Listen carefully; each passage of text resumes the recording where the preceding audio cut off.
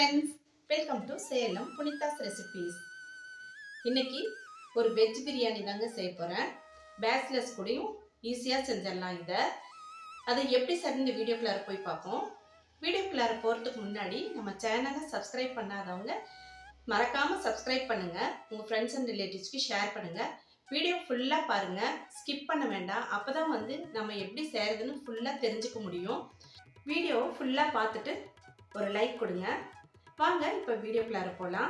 இப்போது என்னென்ன பொருட்கள் தேவைன்னு பார்க்கலாம். நான் இன்றைக்கி புல்லட் ரைஸ் எடுத்துகிட்ருக்கேன்.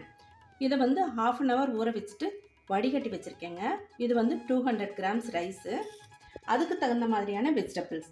எப்போவுமே நம்ம வெஜிடபிள் பிரியாணியோ தக்காளி சாதமோ எது செஞ்சாலும் இப்போ 1/2 kg நம்ம ரைஸ் போடுறோம் அப்படின்னா 1/2 kg அளவுக்கு வெஜிடபிள்ஸோ இல்லை தக்காளியோ இருக்கணும். இப்போ நான் அதுக்கு தகுந்த மாதிரி நான் வெஜிடபிள்ஸ்லாம் எடுத்து வச்சுருக்கேன். இப்போ 100 கிராம் அளவுக்கு பச்சை பட்டாணி உரித்து வச்சுருக்கேன். இது உருளைக்கிழங்கு, ஒரு பெரிய உருளைக்கிழங்கு. இதுவும் ஒரு 100 கிராம்ஸ் இருக்கும், அந்த அளவுக்கு எடுத்து வச்சுருக்கேன். இது ஒரு 150 கிராம்ஸ்.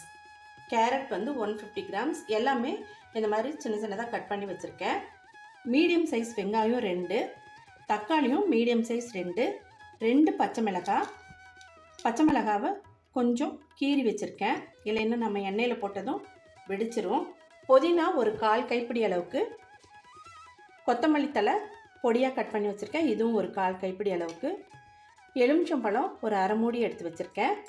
இஞ்சி பூண்டு விழுது 2 டீஸ்பூன் அளவுக்கு எடுத்து வச்சுருக்கேன். தேவையான அளவுக்கு உப்பு சேர்த்துக்கலாம், இது 1 டீஸ்பூன் எடுத்து வச்சுருக்கேன். கொஞ்சமாக மஞ்சள் தூள், மிளகாத்தூள் 1 டீஸ்பூன் எடுத்து வச்சுருக்கேன். இதில் கரம் மசாலா, ஒரு சின்னதாக அன்னாசிப்பூ, ஒரு 3 லவங்கம், சின்னதாக 2 பட்டை, 2 ஏலக்காய். தேங்காய் பால் ஒரு அரை கப் அளவுக்கு கெட்டியாக எடுத்து வச்சுருக்கேன்.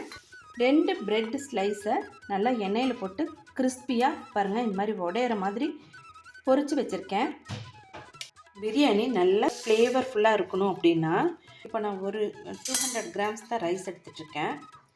இதுக்கு இந்த குட்டியூண்டு ஜாதிக்காய் எடுத்துக்கலாம், ஒரு 3 ஏலக்காய், சின்னதாக ஒரு ஜாதி பத்திரி, கொஞ்சமாக ரோஸ் பெட்டல்ஸ். இதெல்லாம் நுணுக்கிட்டு நம்ம தம் வைக்கிறப்ப நம்ம இதை தூவிட்டா பிரியாணி அவ்வளோ ஃப்ளேவர்ஃபுல்லாக இருக்கும். இதை நல்லா நுணுக்கி வச்சுருக்கேங்க. இதுதாங்க நமக்கு தேவையானது. இப்போது எப்படி செய்கிறதுன்னு பார்க்கலாம். சின்ன குக்கர் எடுத்துக்கலாம். இதில் 3 டேபிள் ஸ்பூன் அளவுக்கு எண்ணெய் சேர்த்துக்கலாங்க. நாம் இப்போ ஒரு 1/4 கிலோ அளவுக்கு செய்கிறோம் அப்படின்னா 1/4 கப் அளவுக்கு எடுத்துக்கணும். நம்ம நெய்யும் சேர்த்தணும், அதனால் நான் 3 டேபிள் ஸ்பூன் எண்ணெய் சேர்த்துட்ருக்கேன். இதில் 2 பிரியாணி இலை சேர்த்துக்கலாம், கரம் மசாலா சேர்த்துக்கலாம். இதில் கட் பண்ணி வச்சுருக்கிற வெங்காயம் சேர்த்துக்கலாம். இது கூடவே கட் பண்ணி வச்சுருக்கிற வெஜிடபிள்ஸையும் சேர்த்துக்கணும். ஒரு 5 நிமிஷம் நல்லா வதக்கிக்கலாங்க. இது கூட இஞ்சி பூண்டு விழுது சேர்த்துக்கலாம், உப்பு சேர்த்துக்கலாம், மஞ்சள் தூள் சேர்த்துக்கலாம். ஒரு 2 நிமிஷம் நல்லா ஹை ஃப்ளேமில் வதக்கிக்கலாங்க. மிளகாத்தூள் சேர்த்துக்கலாங்க. கூடவே 2 பச்சை மிளகாய் கட் பண்ணி வச்ச தக்காளியும் சேர்த்துக்கலாம். இது கூட ஒரு அரை டீஸ்பூன் அளவுக்கு பிரியாணி பவுடர் சேர்த்துக்கலாம்.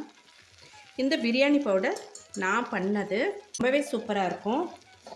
இது கூட பாதி அளவு புதினா சேர்த்துக்கலாம், கொத்தமல்லி தழையும் பாதி அளவு சேர்த்துக்கலாங்க. நான் இந்த டம்ளரில் 1 டம்ளர் அரிசி எடுத்துட்டேன். 2 பங்கு தண்ணி சேர்த்துக்கலாம். நல்லா கெட்டியான தேங்காய் பால். இது அரை கப்பு கொஞ்சம் அதிகமாக இருக்குது. இது கூட தண்ணி மிக்ஸ் பண்ணி ஃபுல்லாக சேர்த்துக்கிட்டேன். 2 கப் தண்ணி சேர்த்தாச்சுங்க. லெமன் கொஞ்சமாக புழிஞ்சிக்கலாம். உப்பு கொஞ்சம் பத்தலை, போட்டுக்கலாங்க. நான் ஒரு டீஸ்பூன் போட்டேன், அதுக்கு மேலே கொஞ்சம் உப்பு போட்டுக்கலாம். தண்ணி கொதிக்குது, நம்ம வடித்து வச்ச ரைஸை இதோடு சேர்த்துக்கலாம். இப்போது நான் 2 டேபிள் ஸ்பூன் அளவுக்கு நெய் சேர்த்துக்கிறேன். மிச்சம் வச்சோம் இல்லைங்களா, அந்த புதினாவையும் சேர்த்துக்கலாம், கொஞ்சமாக கொத்தமல்லியும் சேர்த்துக்கலாம். அரிசி போட்டுட்டு உடனே நம்ம மூடி வெயிட் போட்டால் சாதம் பளபளன்னு இருக்காது, நல்லா கசகசன்னு ஆயிரும். இந்த ஸ்டேஜில் நம்ம மூடி போட்டுடலாம். ஹை ஃப்ளேமில் ஒரு விசில் வந்ததும் லோ கொண்டு வந்துடணும். லோ ஃப்ளேமில் 5 நிமிஷம் வேக விட்டு அடுப்பை ஆஃப் பண்ணிட்டா கரெக்டாக தம் ஆகிடும். ஓப்பன் பண்ணி பார்க்கலாம்.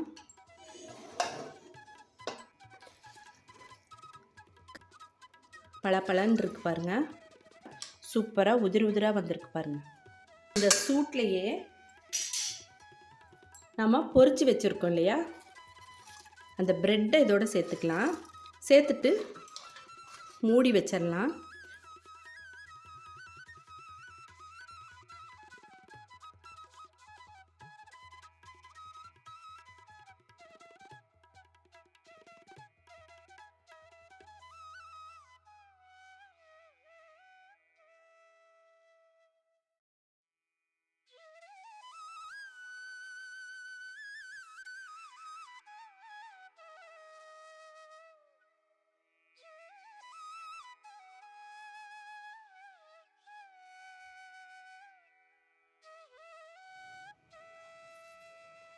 இப்போது சாப்பிட்டு பார்க்கலாங்க.